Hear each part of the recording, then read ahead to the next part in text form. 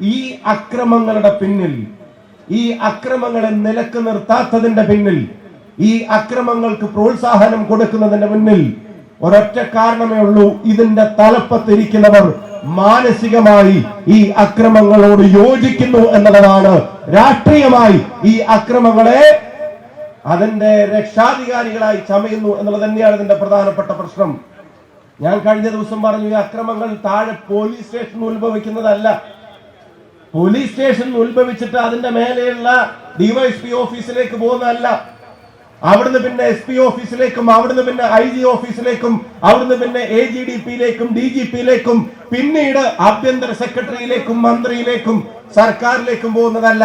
ഇത് നേരെ മറിച്ചാൽ ഇതിന്റെ ആരംഭം തലപ്പത്ത് നിന്നാണ്. തലപ്പത്തിരിക്കുന്നവരുടെ ആറ്റിറ്റ്യൂഡാണ് താഴെത്തട്ടിലെ പോലീസ് സ്റ്റേഷൻ വരെ ഒരു രോഗം പോലെ പടരുമെങ്കിൽ, ഈ രോഗത്തിന് ഒരു ചികിത്സയുണ്ടെങ്കിൽ അത് ഈ ഗവൺമെന്റിനെ എടുത്ത് തൂത്തെറിയലാണ് എന്നുള്ളത് കേരളത്തിലെ ജനാധിപത്യ വിശ്വാസികൾ അവര് തിരിച്ചറിഞ്ഞിരിക്കുന്ന രാഷ്ട്രീയ സാഹചര്യം തന്നെയാണ്.